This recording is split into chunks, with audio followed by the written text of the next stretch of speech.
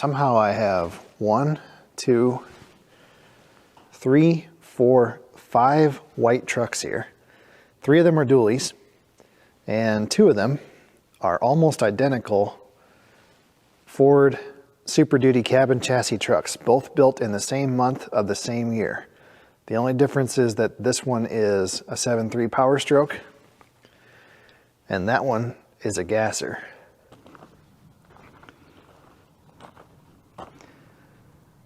This little hot rod is a 97 Ford F-SuperDuty. I believe these were all cabin chassis trucks. I'm not 100% sure. Ford did some weird stuff in 97 and 98 with their truck lineup. So that was the big transition from the old pushrod V8s like the 302, 351, 460 to the overhead cam modular engines, the 4.6, the 5.3, and then what's the V10, 6.8 or whatever. So I think in 97, if you bought an F-150, you got the heritage body style and the modular engine. If you bought an F-350 or larger, you still got one of these. And then sometime in 98, maybe, they came out with the actual SuperDuty body that went well into the 2000s. What's really weird though is in 97, if you bought a Ford F-250, what you got was a weird beefed up version of the F-150. It was the heritage body with the modular engine on, I think, an F-150 frame with a little bit heavier suspension. And then they had, I think they had 7-bolt wheels or something weird like that. They must not have made very many of them. I've only seen a handful over the years. Anyway, this guy, well, it has a valid inspection sticker, which is unbelievable. So people ask me about inspections in Illinois. We do have them, but it's only for commercial vehicles over, I believe it's over 4 tons. And, well, you'll see how worthless it is when we take a tour of this thing. In my opinion, they're just going to get rid of it because they don't enforce it anymore. And nobody does the inspections. That shops that do it can't make any money doing it. And there's no one in our entire county that does the state inspection. Yeah, this should be some foreshadowing of what's to come. She's got a real bad case of Ford door.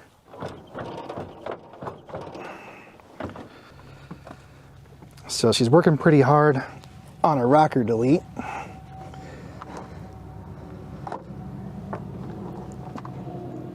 I'd say semi-structural floor mats.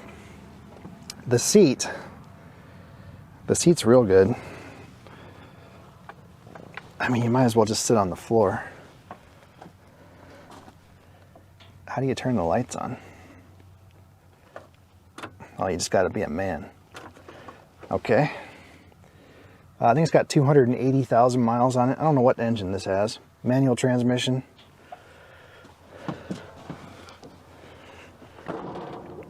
It's set up to be a kind of a dump box with fold down sides.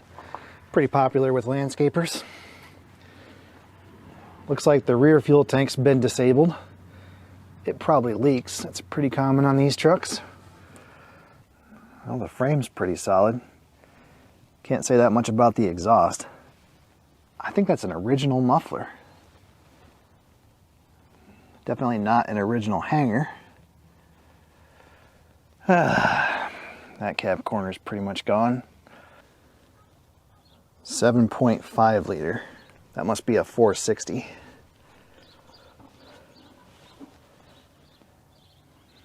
Doesn't look too bad, really. I don't know, did they offer this SuperDuty in 4-wheel drive? I don't think I've ever seen one. Anyway, the problem is the power steering. It has no power steering. I know, it's shocking, right? An OBS Ford with a bad power steering pump. Impossible. Anyway, let's fire it up. I'll show you what it does or doesn't do.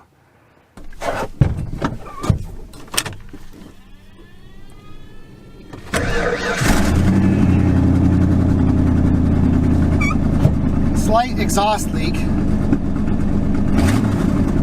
It's got a pretty bad misfire too.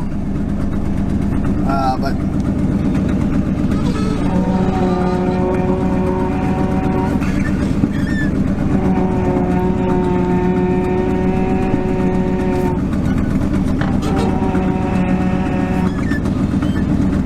yep. This truck has a hydro boost. Push the brake pedal down, you also hear the power steering pump. So I'm going to order a power steering pump and we'll see what happens. The last one of these I did for this same guy, the pulley was seized on so tight that I pulled the ring right off the end of it. A viewer sent me these drain pans. They're made out of rubber. Unbreakable, he says. Looks like a pretty good idea to me. We're going to try them out. Although, just looking around, I'd say this truck's no stranger to oil leaks. Well, there's your exhaust leak. See that gap between the head and the manifold? That'll do it. At least the heat shield's intact on this side. It is MIA over here. So, if you guys remember, we had that Ford F-700 or whatever with the 429 industrial engine. Same problem, the manifolds were leaking and then they burned up the boots on the spark plug wires. See, it's got a new cap and new wires, but it still has a misfire, so. No surprise. I like this Group 31 battery upgrade though. That's pretty sweet.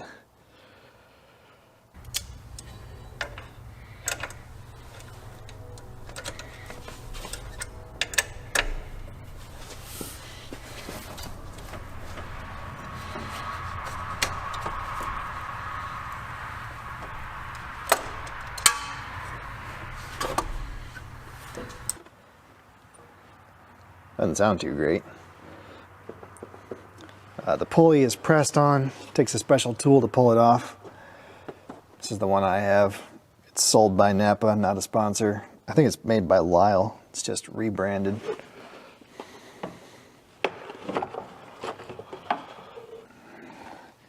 There's two ends to this puller. I think this is going to take the smaller end.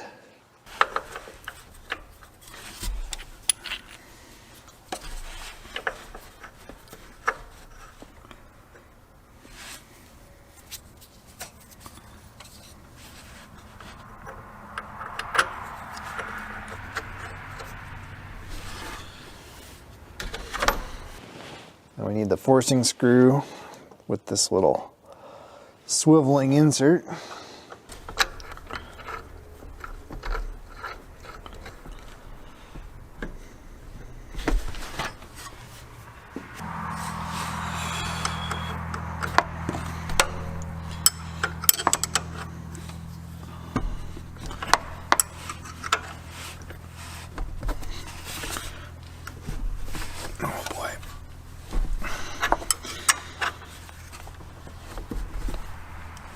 Come on, little guy.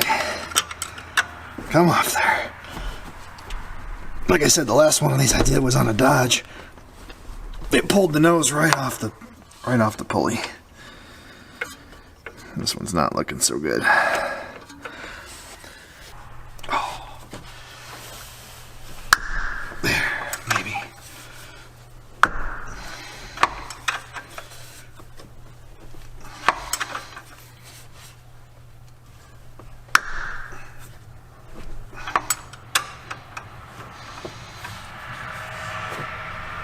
Oh man, too short.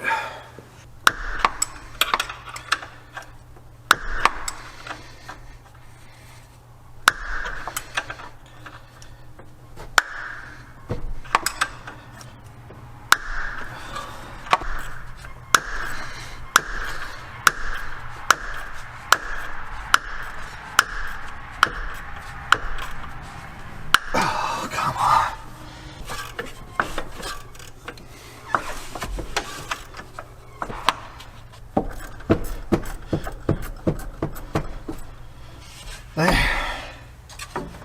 Simple. It's all simple.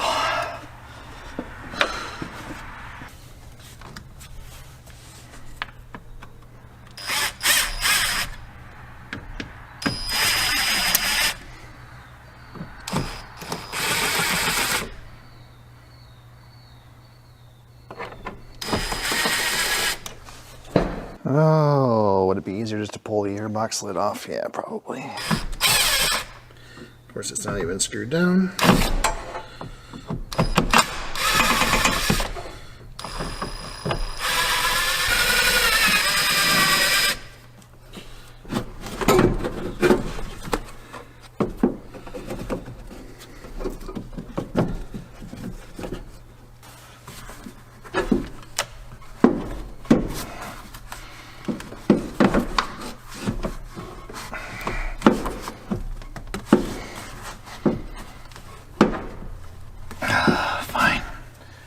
Fine, we'll do it your way.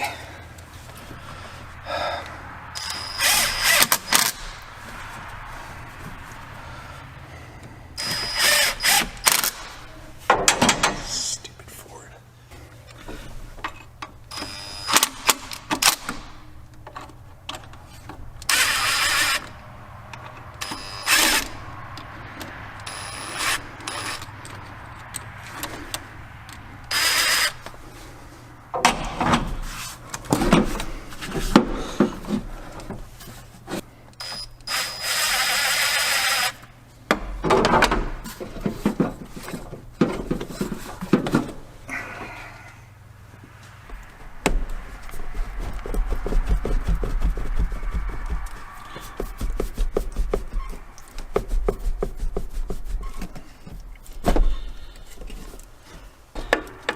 Use our Moscow micrometer to round off the pressure line. There.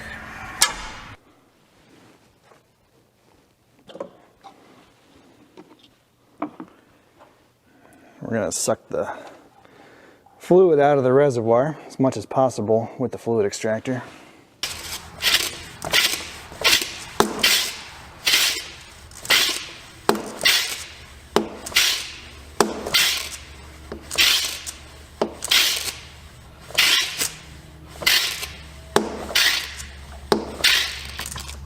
That's some black stuff.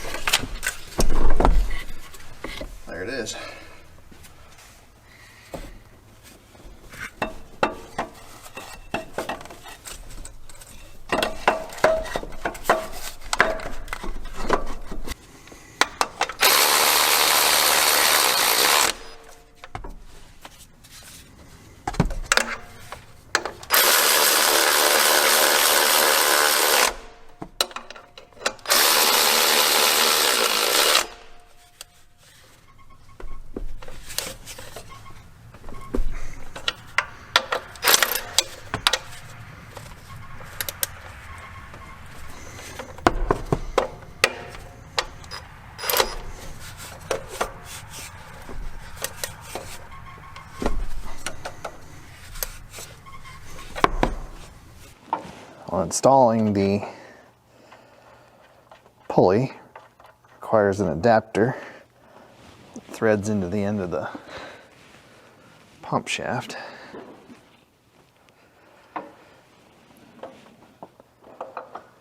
Then the pulley.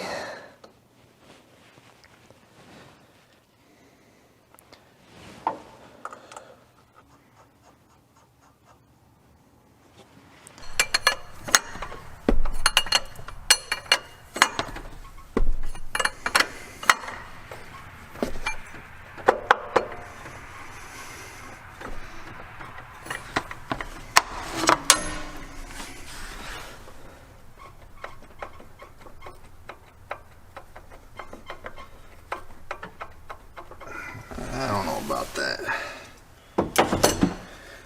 I don't know, folks. Does that seem normal to you? They always have some in and out movement, but that can't be right. Nah, there's no way.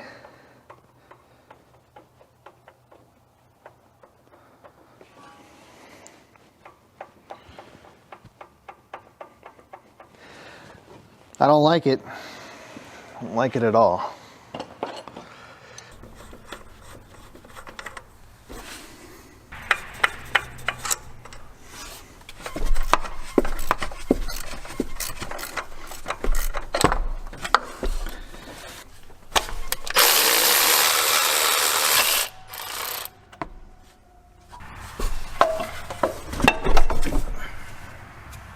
Yeah, there's no way this is right. I don't know what happened. They must have forgot a bearing or something. Story of my life. God only knows what could be in there, pup. Probably a whole family of mice. All right, folks. It's the following day. The local auto parts proprietor has delivered us a replacement power steering pump. This one looks a lot better. They always have a little bit of in-out play, but this one's tight every other direction, so should work. I have successfully installed the replacement power steering pump. Got the pulley pushed on, so it just has to be flush with the end of the shaft.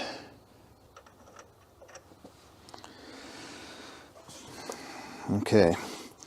Well, I've never read it on an official document, but supposedly you're only supposed to remove and install these power steering pulleys 3 times.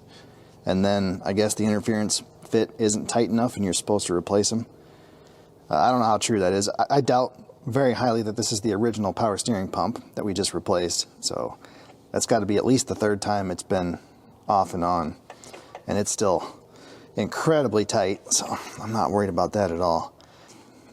Anyway, just get it lined up flush. If you get it in too far or out too far, you'll get belt noise. This one has a plastic pulley. These aren't as bad as the old steel ones. All right, we need to flush the system. So the way that the service manual tells you to do it is hook up the pressure line and then block off both return ports, fill up the reservoir, and then we disable the ECM some way so that it can't start. Then we hook the belt up and crank the engine and use the power steering pump to push oil through, and we collect the oil out of the return lines. That's a pain to do that. What I usually do, don't tell anybody, but this is what I usually do, is I just hook the whole thing up like normal.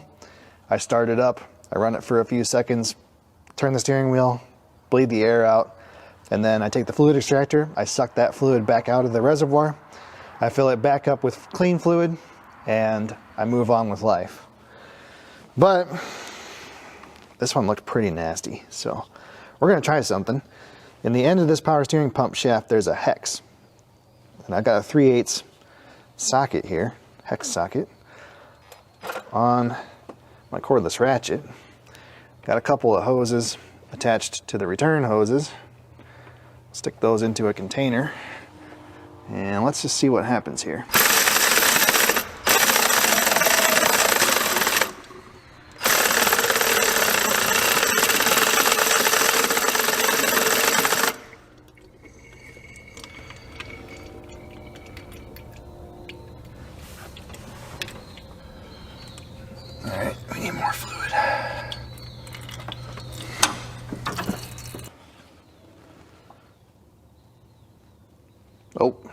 spilled it.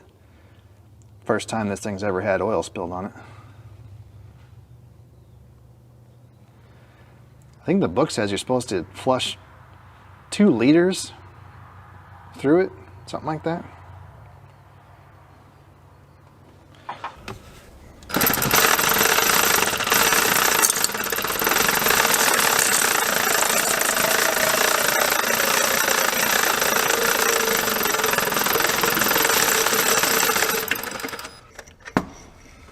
That'll work.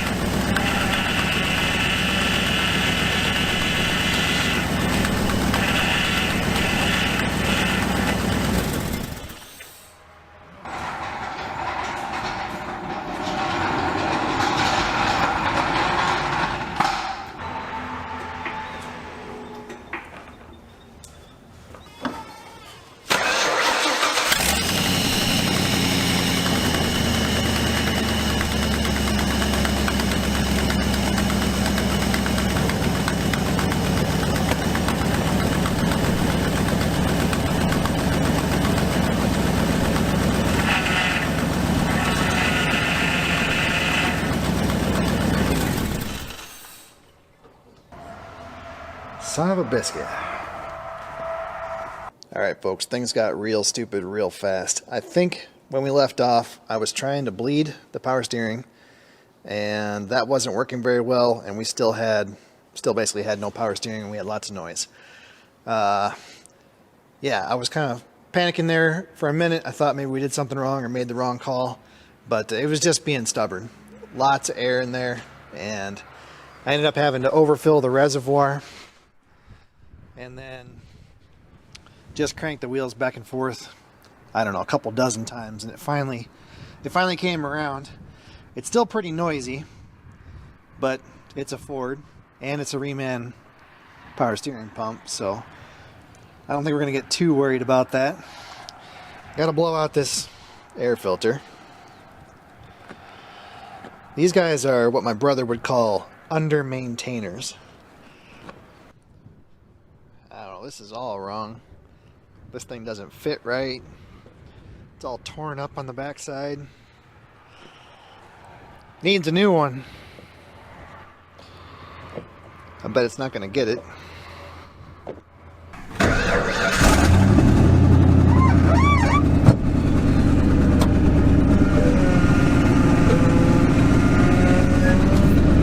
To me, that seems like pretty normal Ford power steering noise.